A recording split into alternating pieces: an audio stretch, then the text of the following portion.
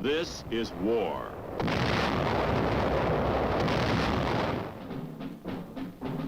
War and its masses.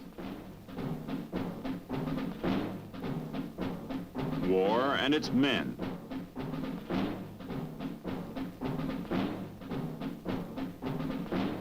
War and its machines.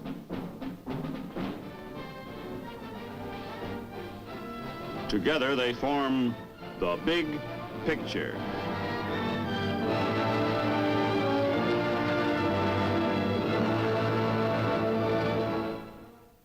Welcome to The Big Picture. I'm Captain Carl Zimmerman. The Big Picture is a report to you from your Army. An Army committed by you, the people of the United States, to stop communist aggression wherever it may strike. The Big Picture traces the course of events in the Korean campaign through first-hand reports of our combat veterans and through film taken by combat cameramen of the armed forces and produced by the Army Signal Corps. These are the men who daily record on film the big picture as it happens, where it happens. Today, the big picture will show the beginning of the Korean truce talks. You will see those early meetings of our negotiators at Kaesong. And later, you'll meet two men who played an important part in the big picture. Sergeant Jim Heidenreith, who is a combat engineer and a rifleman with the 1st Cavalry Division, and Lieutenant Robert Fallon, who is a platoon leader with the Army's 7th Division. And now, for part of the big picture, let's go back to June 1951. From 20 June to 20 July, attention in Korea is focused on Kaesong, site of ceasefire peace negotiations. The first meeting is scheduled for 10 July. The UN negotiators establish a base camp near Munsan, commuting to each of the conferences at Kaesong. On 21 July, the Communists request a recess in the peace negotiations. It has become apparent by this time that the Reds are staging a buildup of force above the neutralized Kaesong area. However, during this period, only minor changes occur in the Korean battle line as action is confined to patrols and minor clashes. This limited fighting continues as further truce developments are in the offing.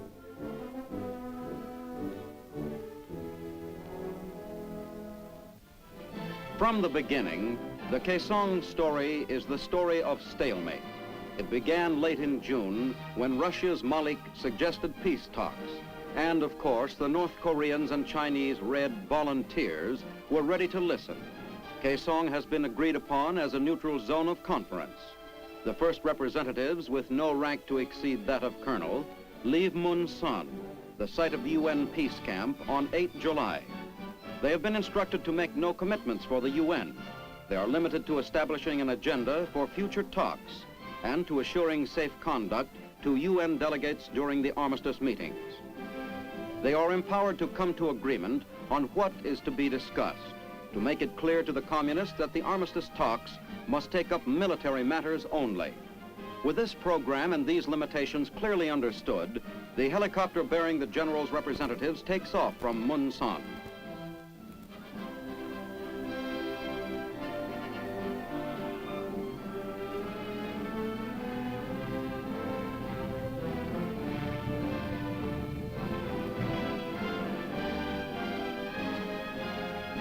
At Kaesong, the letter W, which marks the landing strip, is taken to mean welcome. Later, UN reporters insist it stands for the Korean word for stalling. Keep in mind that the communists rejected General Ridgway's suggestion that the talks be held aboard a Dutch hospital ship. They requested Kaesong, within their own lines, as a neutral meeting place. Nevertheless, the UN negotiators follow their host to the courtyard with open minds. The uniformed Chinese woman turns out to be not a high official, as was first supposed, but a competent interpreter.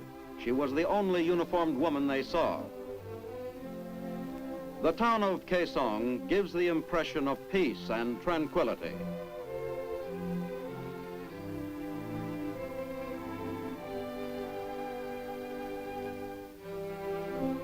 Early pictures of the Conference on Agreement reveal nothing of the tension that prevails, of the long arguments over simple matters of procedure, nor do the UN representatives return to Munsan with much that is significant for the waiting reporters. Their attitude, their poker faces, seem to say only, wait and see. But it was later learned that during that first conference, and the one of 11 July, the communists took pictures of UN representatives being stopped at roadblocks by armed Reds. Those pictures, widely distributed throughout Asia, suggested that vanquished UN forces were seeking peace from their victorious enemy. Totally unaware of this, Admiral Joy leaves Munsan for his first meeting with the North Koreans and representatives of the Chinese communists, who have given up the pretext of being volunteers and do most of the talking.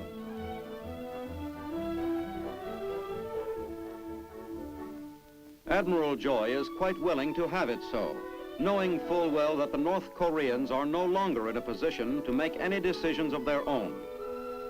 The communist negotiators arrive with an attitude of arrogant overconfidence.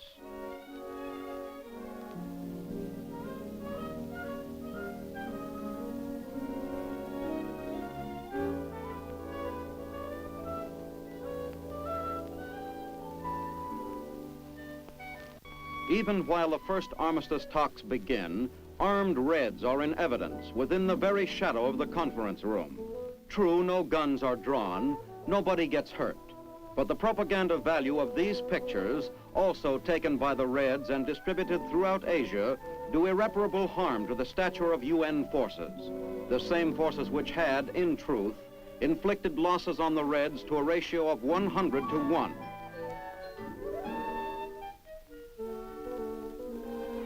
However, the first conference ends without incident, without too much friction, but certainly without decision. Admiral Joy could only say the talks would continue so long as there was the slightest hope for agreement. But he does not fail to observe the armed communists playing soldier, close by the medieval-like castle that is to serve as his billet. An imposing pile of stone, inside of which somebody had forgot to put a latrine. But petty annoyances do not prevent the Admiral and his staff from relaxing after this first historic meeting. He is obviously aware that the Orientals will bargain with characteristic deliberation, whether they truly want peace or only time to regroup their scattered forces. Even at this first meeting with Admiral Joy, the Reds ignore General Ridgway's request that the talks be confined to military matters. But when Admiral Joy and his staff return to Munsan, the door to peace is not slammed shut. It is still ajar. Neither the delegates nor General Ridgway's staff have much to say to the anxiously waiting UN correspondents. But the reporters do learn that the Reds had full press representation at the meeting. The UN correspondents are quickly promised that they will be allowed to attend all future meetings. In a few minutes, we'll return to our film and the story of the truce negotiations at Kaesong. But first, we'd like you to meet Sergeant Jim Heidenreith, who was a combat engineer and a rifleman with the 1st Cavalry Division in Korea. Well, Jim, you saw this town of Kaesong, didn't you? Yes, sir. Well, what was it like? Well, Kaesong, before the war especially, was a beautiful town. It's known as one of the most beautiful in that part of the East. It's a western city in all aspects. It has modern conveniences, had streetcars, and so forth, electricity. Well, that's something a lot of us didn't realize, Jim. Well, now let's talk about you. What was your job with the 1st Cav? I had a anti-tank and mine platoon. Anti-tank and mine platoon is something new in the Army. It is a more or less engineer troubleshooting team attached on an infantry level, infantry regiment level. Our job was to go out with the infantry, remove mines, lay mines, in some cases pick up booby traps and actually lay them. Well, that's not the safest job in the world, Jim. No, it wasn't. Well, now there were other combat engineers with the 1st Cavalry Division. There were a lot of jobs to be done, and perhaps one of the most important, Jim, was bridge building. Isn't that right? That's true. In engineering, bridge building is always important. I remember just north of Chunshan, the 8th Engineers attached to the 1st Cavalry had been ordered to build a bridge across the Pukhon River. it was necessary to build a bridge to get the troops across the Pakhan to a staging area for the attack to the north to the Iron Triangle area. The engineers worked for 4 days under adverse weather conditions. Well, 4 days and 4 nights, because they had to work at night under floodlights. Under floodlights? Under floodlights, and you can really appreciate that when you realize that they were located 200 to 300 yards ahead of our front lines and had for security a company from the 16th Recon to support them and protect them. And they were under constant harassing mortar fire and long-range machine gun and rifle fire for the entire time. Now, this bridge meant we could get our tanks and our infantry across and keep on going, huh? That's correct. Of course, it's history now. They actually crossed the river, made the attack north, and were successful. And they could not have been done without the engineers. Well, when our infantry tank teams moved out, Jim, certainly the engineers were with them.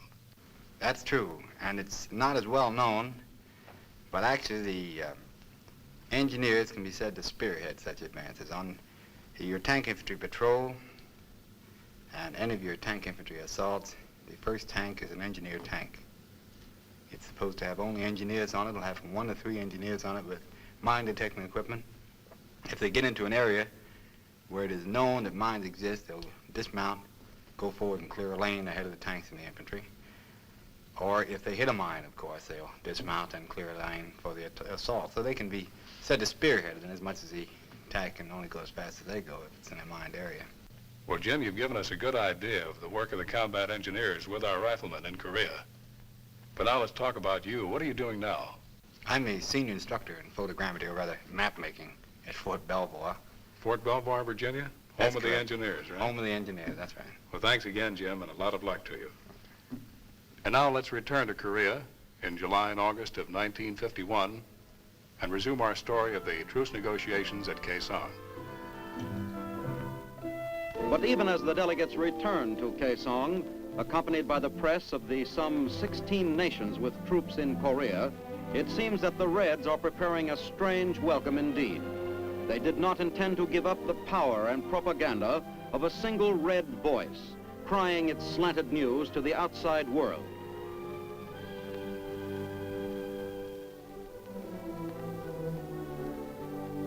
Already in the hands of Chinese communists was ample evidence by word and picture of how the Reds had distorted the news from Kaesong.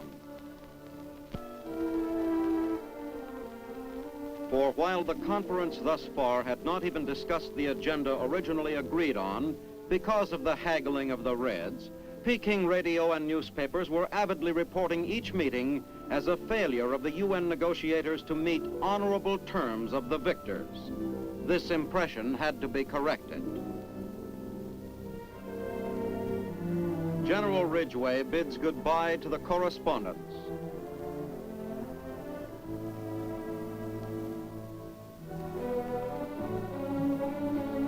The general makes sure that all of them have availed themselves of the opportunity to report the true situation at Kaesong.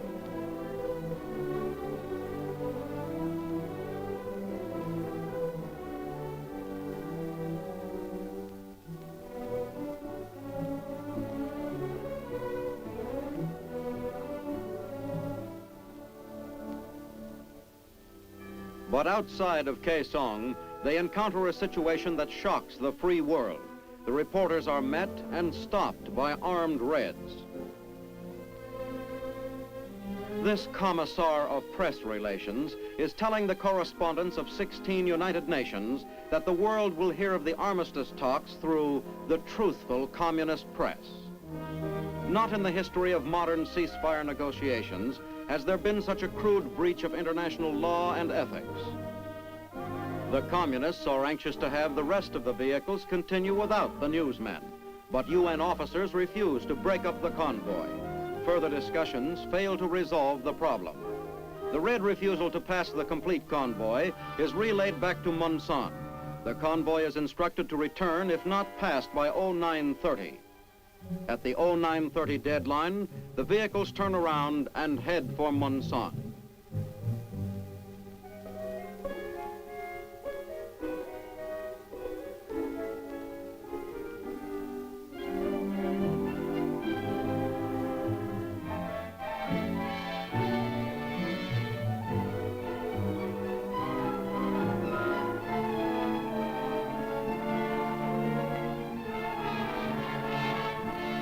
They promptly make their report to General Ridgway of the high-handed treatment they had received at Kaesong.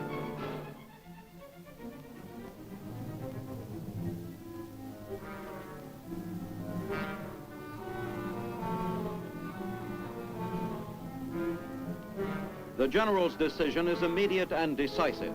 Within a short period of time, the world was receiving General Ridgway's ultimatum from the lips of his aide, General Allen.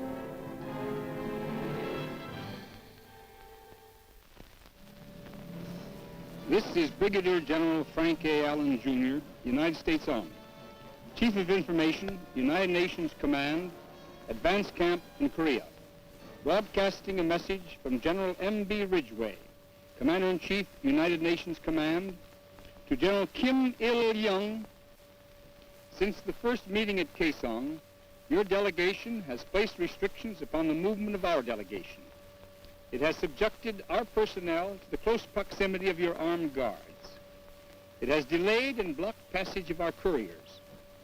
It has withheld its cooperation in establishment of two-way communications with our base, even though it agreed to do so immediately.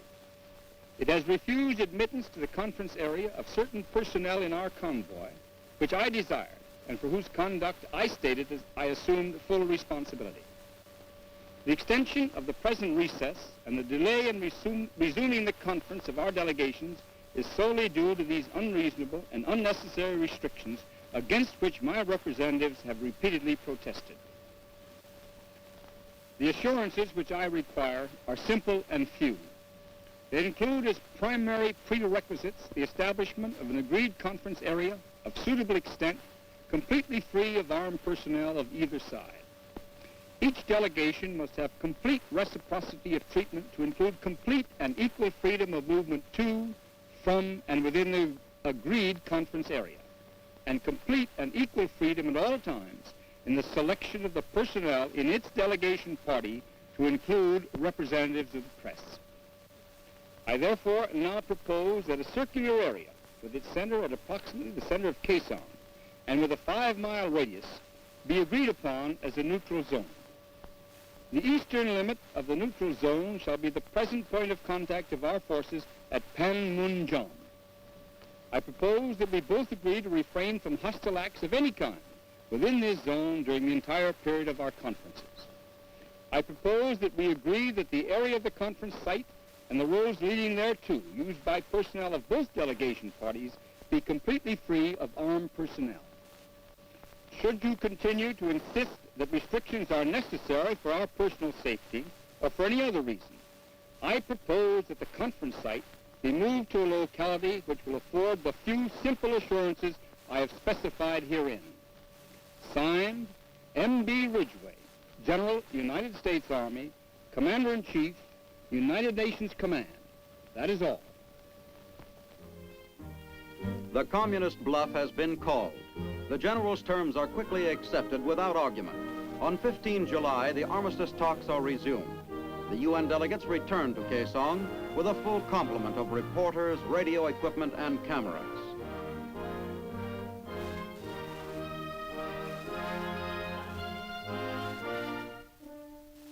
From now on, no white flags will be carried to be misinterpreted by enemy press, and only the agreed-on minimum of red MPs are cited. Although the Reds attempt to belittle the controversy that stalled negotiations, the UN delegation is relieved of the tension created by the ominous presence of the Reds' submachine guns. The inscrutable communist delegates give no indication that they have been caught red-handed trying to pull a fast one. Admiral Joy is hopeful of progress now, since the Reds have made their first definite concession.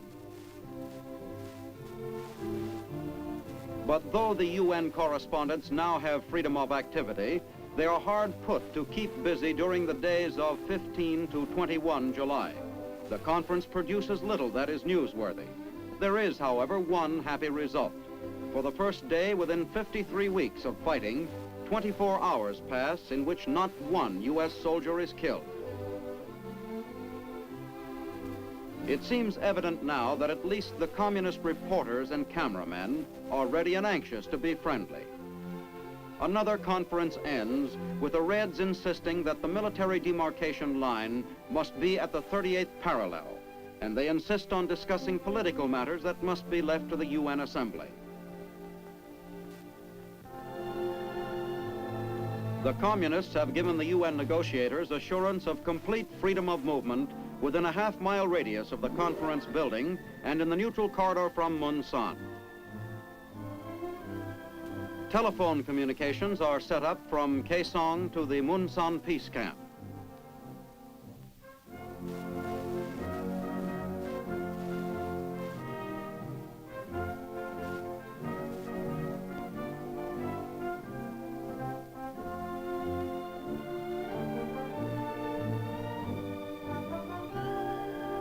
To ensure reliable radio communications, North Mountain near Seoul is selected as the site for the construction of a relay station. This station is part of the radio network connecting Munsan with 8th Army headquarters in Seoul and General Ridgway's offices in Tokyo. The altitude of the mountaintop reduces interference by surrounding hills and increases the effective range of the station. While the ceasefire talks are going on, UN commanders are keeping close contact with the enemy in the field and preventing him from gaining ground. However, it is apparent that the communists are staging a large-scale buildup of troops, particularly above Kaesong. There is formal acceptance at this time by General Nam Il of the principle that hostilities will continue until an armistice can be fully worked up.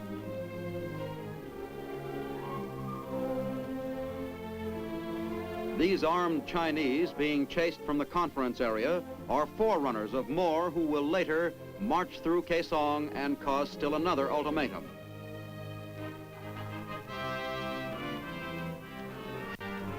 During the week 15 to 21 July, the negotiators agree to list 3 points on the agenda for the ceasefire talks.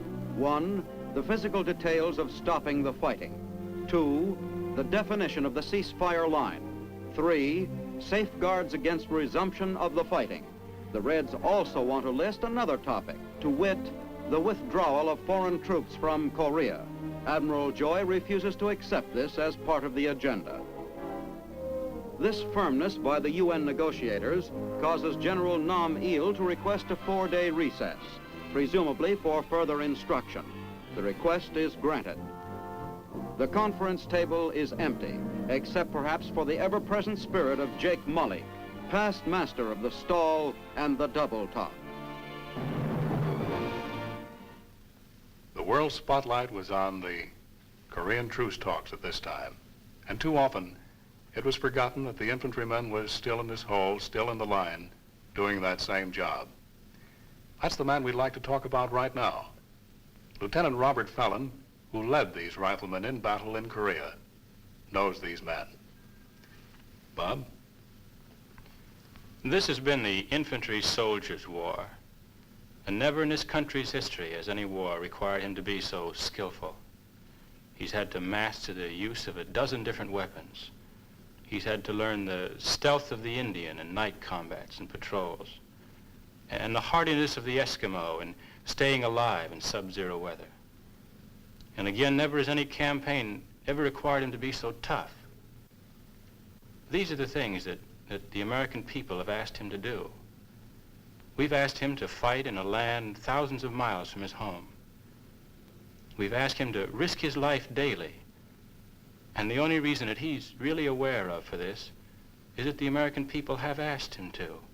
That there's none of the compulsion of the Civil War when the men were defending their homelands, and none of the national dedication of the big world wars when the entire world was inflamed. No, he's fighting today because we've asked him to fight. But that's good enough for him. We've asked him to endure temperatures 30 degrees colder than those known to the gallant men that followed George Washington into Valley Forge. We've asked him to undergo 3 trying and difficult withdrawals, one of them in the bitter, merciless heat of summer, and 2 others in the misery and cold of a Manchurian winter. And and all of them, against odds at times more staggering than those faced by the valiant defenders of Bataan. 3 times we've asked him to turn and stand against these odds. The American infantryman dug his hole and manned his weapons, and he held. And he held at a place where very often the tanks and the ships and the planes were of no use to him, on those frozen hillsides of Korea. He did this job, and he did it well, and at a time when many were saying it could not be done. And who is this American infantryman?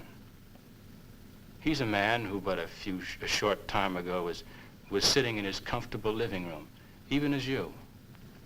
Now he's awaiting with dread the bitter, endless winter night, when to sleep often means not to awaken. He's the next-door neighbor who accepted with such delight the extra piece of roast beef you offered him when he was over to your house last summer for supper. Now he's hacking away at a can of beef stew, which is frozen solid. Or perhaps he's the laundryman who used to deliver your bundle of spotless linen each week. Now he very often doesn't change his shirt for 2 months. This man, whom you know so well, is now a part of an unbeaten body of fighting men, the American infantryman. He's you, your soldier, in that distant land now because you've asked him to be there.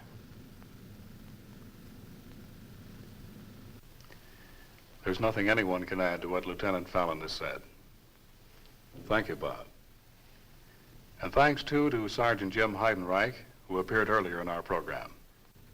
Next week, we'll have the final program in our Big Picture series. We'll show you what patrol action was like in Korea. You'll see an infantry attack on Hill 1179.